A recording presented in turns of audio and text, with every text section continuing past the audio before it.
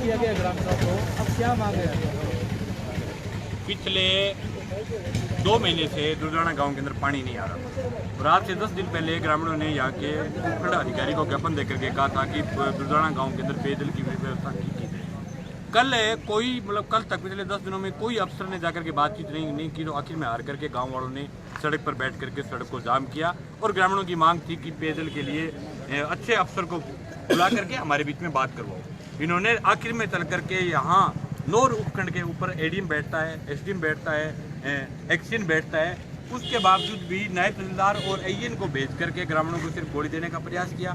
उसके बाद ग्रामीणों ने कहा कि एक्शन को बुलाओ, तो जैसे ही रात को 8 बजे एक्शन गया, पुलिस ने सोची समझी चाल के तहत एक्शन के जाते ही सड़क के ऊपर बैठे हुए तमाम ग्रामीण किसान नौजवानों के ऊपर, बुजुर्ग लोग थे, 60 साल के लोगों के ऊपर पुलिस ने लाठियां बरसाई और लाठियां मारते हुए एक नौजवान को गिरफ्तार करके पुलिस से यहाँ ले आई।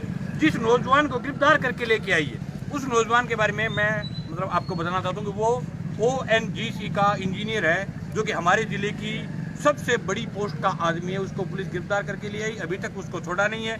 यहाँ की पुलिस उसको सस्पेंड करवाने पर तुली हुई है। वो भी ग्रामीण था, गांव में रहने वाला था, मुंबई में नौकरी करता था, छुट्टी आया हुआ था। उसने मांग की गांव वालों के साथ कि भी यहाँ गांव में शुद्ध पानी मिलना चाहिए।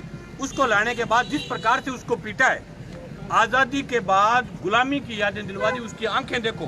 प्रेस के साथियों से मेरा निवेदन है कि आप जाकर के उसकी बाइट लेकर के आएँ। उसकी दोनों आंखों को टारगेटिंग करके मारे, आंख फोड़ने का प्रयास किया पुलिस। इससे बड़ी घिनौनी हरकत आज तक कभी नौर में हुई नहीं है। यहाँ के राज के लिए, यहाँ के सत्ता में बैठे हुए लोगों के लिए, यहाँ जो लोग सरकार चला रहे हैं उन तमाम लोगों के लिए चुल्लू भर पानी में डूब मरने की बात है। इस प्रकार का अन्याय और अत्याचार नौर क्षेत्र में कभी नहीं हुआ। हम आज यहाँ पड़ाव डाल करके बैठे हैं। हमारी मांग है कि जब तक इस मामले में निष्पक्ष जांच नहीं होती, पकड़े हुए मुलजिम को गिरफ्तार जो किया है उसको छोड़ा नहीं जाता और ग्रामीण को शुद्ध पेयजल की व्यवस्था नहीं होती, तब तक यहीं बैठे रहेंगे। कल सुबह यहाँ बड़ी महापंचायत होगी, उसके अंदर तमाम पूर्व जनप्रतिनिधि, यहाँ के क्षेत्र के तमाम नेतागण, विधायक, पूर्व विधायक, सब लोगों को आमंत्रित किया जाएगा। भादरा विधायक भी इसमें शामिल होंगे, नौर के पूर्व विधायक भी शामिल होंगे, कई पूर्व विधायक आएंगे और जो भी जिंदा जो लोग हैं, चाहे वो किसी राजनीतिक पार्टी के लोग हैं, चाहे वो कांग्रेस के हैं, चाहे वो बीजेपी के हैं, चाहे वो माकपा के हैं, चाहे वो बसपा के, जितने भी जिंदा लोग हैं, उन तमाम लोगों से मेरा हाथ जोड़ करके निवेदन है कि कल 10 बजे थाने के आगे आए ज़्यादा से ज़्यादा और हम आर पार की लड़ाई लड़ेंगे। इस प्रकार से अगर नौर की आन बान शान, इंजीनियर की आंखें फोड़ने जैसी घटनाएं अगर थाने में होने लग गई, तो मुझे लगता है कि इससे बुरी कोई घटना हो नहीं सकती है। तमाम लोगों के लिए, नौजवान जो नौकरियों की तलाश में घूम रहे, उनके लिए शरीर के रोंगटे खड़े करने वाले बात है। मैं खुद आंखों देख के उसकी आंख फोड़ने का प्रयास किया गया, इससे बुरी बात। प्रशासन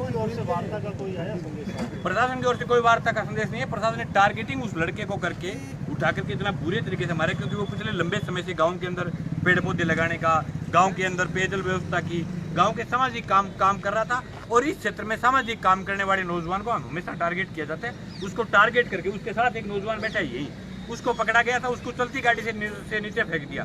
सिर्फ उसको अकेले को लेकर के आए और उस लड़के का पत्थरबाजी में किसी में कोई घटना में उसका लेना देना नहीं था। और ये क्रिया की प्रतिक्रिया होती है, क्रिया की प्रतिक्रिया पुलिस को कहना चाहते हैं होगी और होगी, क्योंकि अगर आप नियत लोगों पर लाठीचार्ज बरसाओगे, उनको लेकर के आओगे, तो लोग पत्थर फेंकेंगे, नॉर्मल सी बात है। बुरी बात क्या है भाई इसमें? आप भी बहुत सारे मामले में दिखाना, गाँव के अंदर पवन व्यास का कत्ल हुआ था, उस कत्ल के अंदर आधे गाँव को पीट दिया आपने, आधे गाँव को पीट दिया, बेगुनाहों को आपने नहीं पीट दिया। तो बताओ, तो आपके अगर लोगों के गुस्से के कारण एक आदमी कहीं लग गई, तो इतनी बड़ी कौन सी बात हो गई जिसमें आप एक बहुत बड़े वो जो है देश का जो नाम रोशन करने वाला ONGC का इंजीनियर, उसको आप सस्पेंड करवा रहे हो, उसको आप जेल भिजवा रहे हो, लोगों के ऊपर मुकदमे दर्ज कर रहे हो, रेड डाल रहे हो, खौफ पैदा कर रहे हो RSC के जवानों के द्वारा। तो ये तो बहुत गंभीर बात है। उसको मेरा निवेदन है प्रेस से, प्रेस ने सुबह ट्राई की थी, उसकी फोटो तक नहीं लेने थी। अब भी मैं प्रेस से कहना चाहता हूँ कि आप उसका बाइट लेकर के आइए, आपको सच का पता चल जाएगा। उसकी आंखों का हाल देखिए। ऐसा मेरे देखने में पिछले 20-25 साल में नौर के इतिहास में ऐसा कभी नहीं रहा था, राज किसी का रहा हो, इस प्रकार की घटना कभी ये पूरे नौर शहर के लिए रोक के खड़े करने वाला। मेरा वार्ता के लिए आमंत्रित किया जाता है तो किस तरह के अधिकारी से वार्ता करें? एडिशनल SP के लेवल का अफसर हो कम से कम बातचीत करने के लिए। यहाँ तो क्या बातचीत करें, जो लोग खुद ला करके एक आदमी आंख फोड़ने का प्रयास करते हैं, उनके साथ हम क्या बात करें, क्या बात की इनसे उम्मीद करें?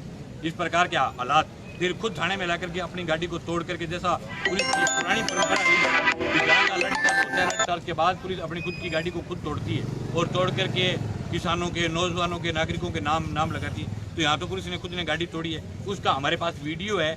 गांव में जो घटना हुई उस घटना का हमारे पास वीडियो है।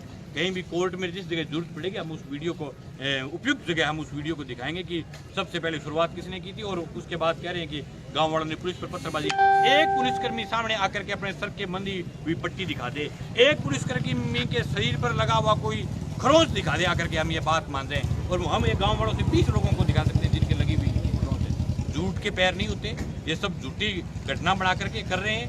ये राजस्थान की सरकार के लिए, क्षेत्रीय नेताओं के लिए, जो लोग सत्ता में बैठे उन तमाम लोगों के लिए डूब मरने की बात है। पुलिस प्रशासन